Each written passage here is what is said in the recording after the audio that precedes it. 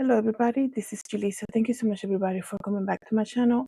Thank you so much to everybody who's listening right now in the podcast. It is Sunday, December 21st, 2025. I'm going to speak to you guys about this case that we learned about happening in Florida, and it happened a couple of days ago.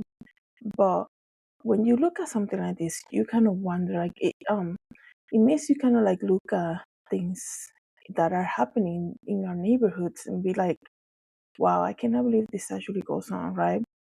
So I'm going to give you a trigger warning about that. And before I continue, also, I am having some type of dry throat, so you might notice that in my voice. I do apologize. I try my best to speak louder. I am a soft spoken, so I'm going to do my best when I do the editing part to kind of like make my voice can be heard probably a little louder. But that is the reason why you might hear me speak softly like that. I try to project my voice. It doesn't work, guys. I trust me, I try. But this episode that I'm about to share with you guys, this news coming out of Florida, is very sad because every time a child goes missing, it completely destroys a family. It destroys a family, it destroys a neighborhood, it destroys a community. And to know that perhaps that child is being used as a sex trafficking victim, it's the pain is just unbearable. It's just crazy that children are being robbed away from their home, from their neighborhoods, right? From the local park, whatever, right? Being followed after leaving the school bus or coming from the school walking home. And to know that this actually happening. But thanks be to God, 12-day operation that was going on in Tallahassee, Florida, I believe, this past week. They rescued 43 missing children. Like, I always come here and tell you guys, I cannot believe that in the day and age that we're living in right now, technology is just to the roof, right? You go to a store, you walk into the store, you don't buy anything. You might stop to look at something, check out the price, and you're like, it's a little too high for me still. Let me go home and wait for it into, it's less to go in discount, right? And then you open up your email and you get a pop-up ad about that product that you saw at the store. How do they know that you stopped there? How do they know that you were thinking about buying it? And now they're offering you like an extra discount. All of this is happening, yet they still say there are children that go missing. And nobody sees anything. Nobody knows anything. Nobody heard anything. There's no cameras in the streets. There is no cell phone pinging anything. It's just so bizarre to know.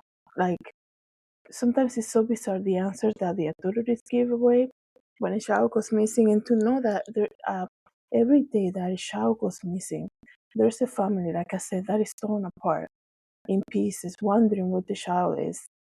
And to know that in some communities, they're having these children being used as sex trafficking, being kept against their will. It's just crazy, you guys. But thanks be to God, because everything will be exposed. Everything will be exposed. Um, it's crazy how people just believe that they're going to continue on doing evil things. And just because they have probably a team, I'm sure it's a team of people behind all of this, that don't say anything, that nobody's supposed to know. And they have this type of cohorts and things like this. And then they make these children like sex workers, right? And they keep them hidden, like it happened not long ago in a bunker, right? Keep them hidden while they see in the news the family looking for them. And just because they sworn people into secrecy, they think that God is not watching any of that and God is not going to expose it at some point. Thanks be to God, like I said, this 12-day operation, I'm laughing because the 12, this 12-day operation revealed that they were able to rescue 43 children. So I'm going to get to the article. It's so sad. I'm so thankful though that they got rescued. But now, when children being taken away, I'm sure that's like it's a very big trauma issue.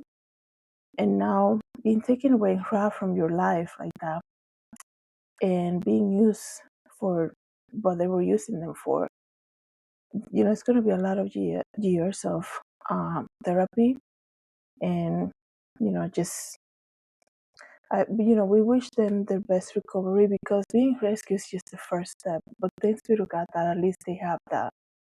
So officials in Florida say they found and rescued 43 missing children during a recent recovery mission. The 12-day mission, labeled Operation Northern Lights, was led by U.S. Marshal Service and other agencies.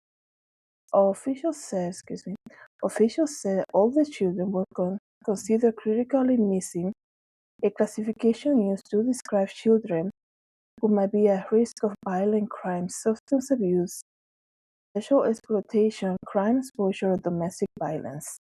Some of the children were believed to have been taken across multiple counties and even state lines before being found. Sergeant Rachel Buell with the Leon County Sheriff's Office said the agencies began by compiling a list of those who were critically missing and then splitting the cases by jurisdiction. Officers went door to door and scored social media and made phone calls, among other efforts to narrow down where the children could have been. Blue said, when a child goes missing, there's an 80% chance that the child will be a victim of human trafficking. In these cases, time is crucial. This is just my opinion, but when I hear about human trafficking, sex trafficking, especially in children, I don't know why I always think that's an overseas country, a overseas country that a lot of people from here fly over there to get those services. Unfortunately, but that's the reality. Okay, you never think that something like this will happen here, because you think about the school system, right? When the child is missing from school, they have social workers, they have people reaching out. But I also understand a lot of social workers have a lot of cases, right? And like I say here, time is so crucial. A lot of kids are runaways too, right? So it's a big crisis. But I also understand that when the child has this type of vulnerability, they're angry with their parents, whatever, right? They get to become prey of this type of evil people that are roaming around the streets, their neighborhoods, and they follow the children from the school, like I said, and they offer them whatever, right, to get them to go with them. It's so sad. Um, it's so sad. But I also believe that they get to do that, and they get to make these children work like that because there's a big demand for it. And that's even sick. That's even sicker to even think about it. There's a big demand for it, a big demand for that. So that's because, that tells you right there. When you see such a big demand for something, and especially something that's evil like that, the mentality of the people, like, is so crazy.